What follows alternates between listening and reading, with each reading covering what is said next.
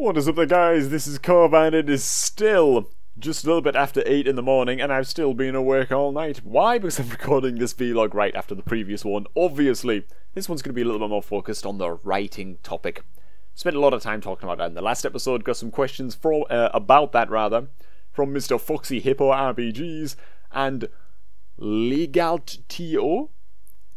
That's probably the most awful pronunciation I've ever done in my life that I've ever attempted, but there it is. Let's get through these questions, man, and talk about the joy of writing a little bit. Foxy Hippo RPGs asks, maybe in these vlogs you could describe what your latest writing projects are. Give us a short synopsis, maybe some character bios. Alright, I'm a little bit reluctant to give character bios because, I don't know, in fact I'm a little bit reluctant even to give a plot synopsis. Like, I thought long and hard about even answering this question thus far because my book, I've written like half of the first chapter, and then I got that far and I was like, okay, this idea is really, really fucking exciting to me. I didn't stop because I ran out of ideas, because I hit writer's block. I guess I thought it was crap. Quite the opposite. I got about halfway into the first chapter of what I was writing, and I was just like, this is gonna fucking literally dominate my life for the next 10 months or however long this fucking takes to write, man. It really is. Maybe I'll get it written in like half the time. I don't know. We just have to see how much time I can carve out. But the reason I'm awake at this ungodly hour, and you know, still feeling rather perky, actually, even if my brain's lagging a little bit, is because of my writing. It's completely fucked my schedule. But anyway, yeah, I got like halfway through that chapter. I was like, holy shit, this is a story I really want to write and really want to get right. I said right twice. Why would I even point that out, man? Fuck, man, I am a little bit... See, brain's lagging, man, I'm tired. So I stopped what I was doing and I just planned. I went into all of the characters. I think I have about, I want to say 9 characters, basically fully bioed right now, mapped out. I know what they want in the story. I know their greatest fears. You know, I know the demons that plague them, and all of the horrible things that I'm going to put them through are starting to come together in mind as well, because you know that's my job. I'm at the phase where I've also built the world. The world is essentially built. A little bit more history can be added and stuff, but I'll get round to that when I get to it. And I'm at the part now where I'm just going to start planning out each chapter. That's how simple it is. How does that even tie into the question anyway at all again? I'm sorry, man, I'm fucking awful at this shit, man, to do. Oh yeah, so I didn't really want to go into the synopsis too much, because whenever you're writing a novel from the fantasy genre, or even from like the horror genre, honestly, shit can just sound stupid, man. You know what I'm saying? You ever seen that Day 9 episode? Where he talks about anime, and he's because Day 9, Sean Plott. If you don't watch Day 9 or don't know who Day 9 is, by the way, I really recommend that you check out his YouTube channel for his VODs from Twitch, or just check him out on Twitch. That's also an option as well. Hilarious guy, relentlessly positive, comes out with some awesome stories, man. And in one of his episodes, one of his story moments, he's talking about how ridiculous anime is when you try to provide a synopsis of an episode of basically any anime series, and it sort of feels like that with stories as well, at least in this early stage. Like, if I was to explain what my story was about and how it would all happen, it would just sound fucking stupid, man. It's one of those things that you're not supposed to tell somebody, you know? I mean, it's like Bob Ross explaining what a painting, like what one of his paintings is gonna be like before he paints it. You know what I'm saying? I'm not comparing myself to Bob Ross. The man's a legend, alright? But I'm just saying, from like an artistic point of view, what would you do if Bob Ross said, well, there's going to be some happy little clouds and some happy little trees and stuff? You'd be like, oh, Bob, you know, what have you got in mind? You've got like a crappy picture painted by like a 4-year-old or something of, you know, the woods outside the back of their house with like a mountain and some happy little clouds in the sky, you know? That's what it puts in mind. And then, of course, when you see Bob Ross's final production, you're just like, what the fuck is this? So I'm not going to go into too much detail and explain what the synopsis is, but I can give like a brief breakdown of sort of what I have so far. My novel is set in a world. See, it already sounds stupid, man, because I'm using like a trailer voice. In a world ruled by dinosaurs. You know what I'm saying? It already sounds fucking ridiculous, man. Vampire counts. Rule the world. These are not sparkly vampires. These, honestly, for the most part, aren't even attractive vampires in any way at all, right? These are vampire counts, as in the kind that they they're just not good people. Okay, well, you know what? It's not that black and white. It's not that black and white. But whatever, man. These vampire counts are fucking motherfucks, and they rule the entire world. They rule the entire world. They're split into countries. Different counts rule different countries. Different families of these vampire counts rule different areas of the world. Different islands, in the case of our story. Our story is set on the island of the Vale. On the island of the Vale, humans are basically cattle. Humans are basically cattle. Humans are basically cattle for the third and final time. And the entire island is essentially a fucking prison. The entire island is almost treated like a human farm in a lot of ways. Humans are allowed to roam around, they're allowed to graze and grow crops and yada yada yada, but when it comes time to pay the tax man, which in this case is vampires, gold isn't worth much. Every human must bleed or die on the island. You must submit your blood willingly to the bloodletters who go on patrol and collect blood from all of the humans. Can't escape from the island. The entire island is perimetered by a giant, ridiculous, ancient wall that's patrolled by... Well, I'm not even gonna say... it's ridiculous, man. It's patrolled by pink elephants, you know, with wings. Basically, there's no getting off this island. There's no getting off this island. It is run extremely tyrannically, and the only way to gain exemption from bleeding is to rebel against the current system and attempt to overthrow the vampire counts, or to see if you can work alongside them and essentially climb the ladder to the top of the food chain. Of course, all of the history and stuff for this island has already all been built. It's all in mind. I'm not going to spoil anything. I'm not going to ruin anything because, you know, there may come a time where I'm looking for beta readers and stuff like that, and that'd be great. But it's definitely going to be a very dark fantasy. It's going to focus on themes of ambition and the acquisition of power. What are you willing to sacrifice in the name of power? What are you willing to do to protect the people that you love, right? What horrible things are you willing to do in the name of protecting the people that you care about? You know what I'm saying? I also want to add in there some themes of, if you're not a wolf, you're a sheep. If you're not a wolf, you're a fucking sheep. You're either a victim or the perpetrator, right? The victim or the culprit. And making that choice is something that I believe happens a lot in real life as well. A lot of people are just victims, man. They don't appreciate what life has given them. They don't, you know, they blame everything, you know, they blame everything else and everyone else for where they are in life. Like I mentioned this in one of my previous vlogs as well, you know, there are some people who are just victims of circumstance, man. Things happen to them, they take it, they feel bad, and oh, you know, why isn't my life getting better? I've been through 20 years of this shit. Well, you're being a sheep and not a wolf, right? That's the kind of theme that I want to get across in the story. I'm not going to fucking say any more on that because I'm going to start giving shit away, and it's probably already sounded dumb as hell. So, I don't know, maybe I'll divulge more information about it as time goes on. I get more confident about the idea and stuff like that, and maybe get a few chapters down. We'll see, man. Anyways, next question comes in from Mr... Is that Legalt Tio? Or Legalto? Or Legalto? Or Legalto? I don't know. I don't even know. Anyway, I'm going to read out his full comment, or most of his comment, and then we'll get to the question. I write occasionally myself, and I truly enjoy it, but I've always had difficulty actually putting it all together. I can sit there and write all of my ideas.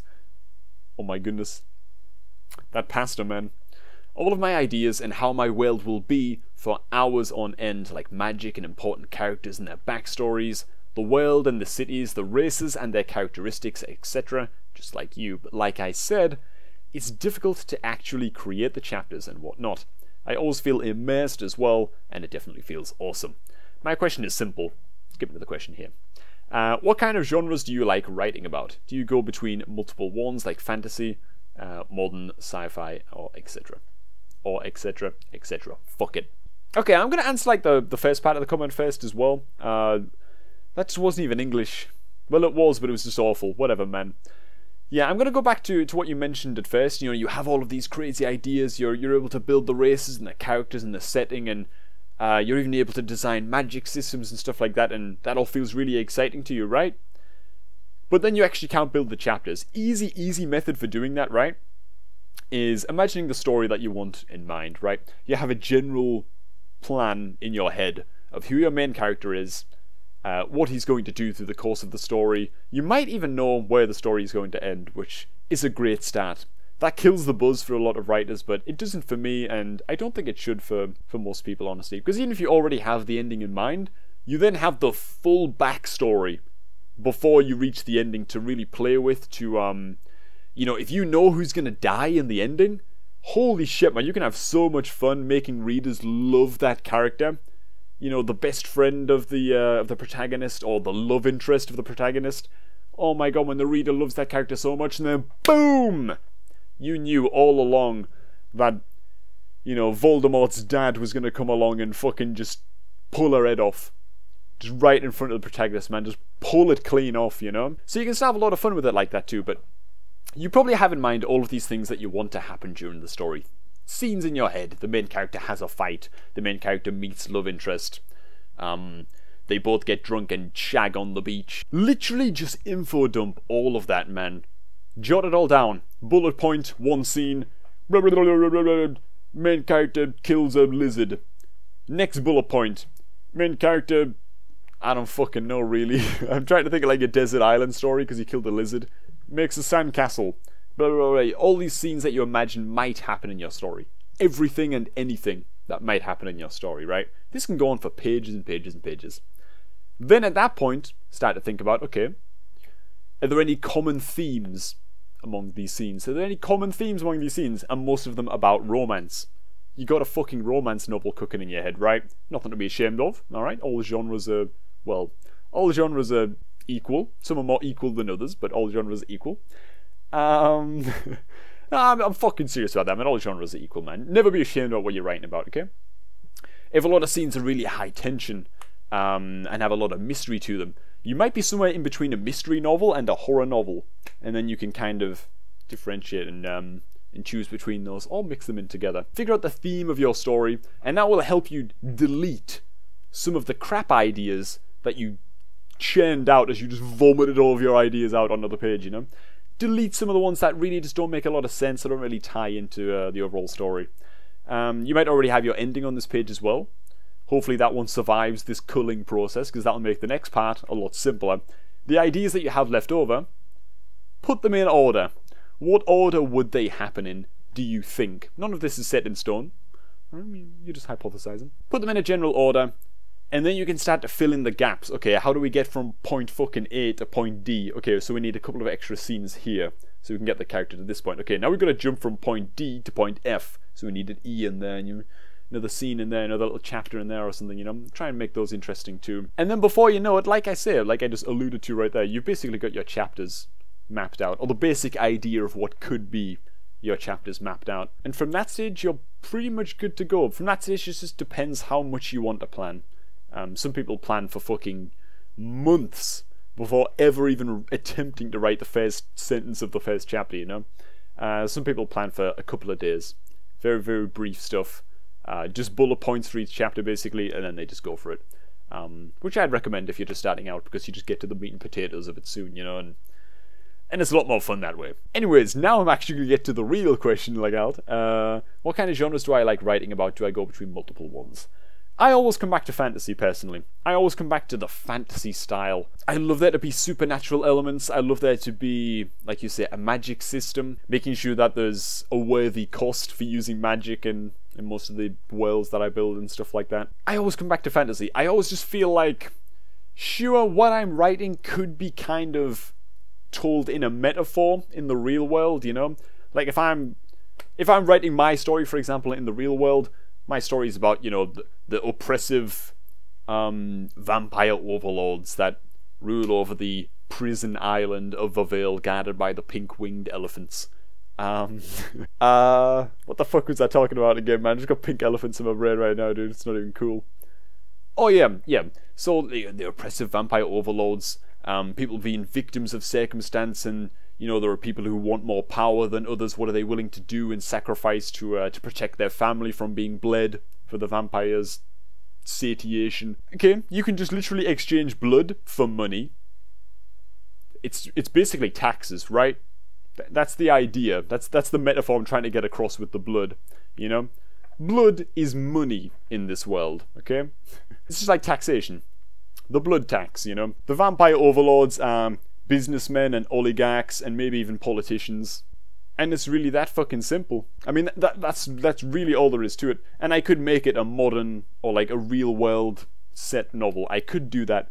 But I just feel like the colours of the novel are so much more vibrant, and can go a lot darker artistically when you're going with supernatural themes and like fantasy elements and stuff like that. You can have things that bend the rules a little bit. I don't know. I just think that there's more room to be eccentric with fantasy and let your imagination really go fucking crazy, you know. And I'm assuming it's like a similar thing for sci-fi.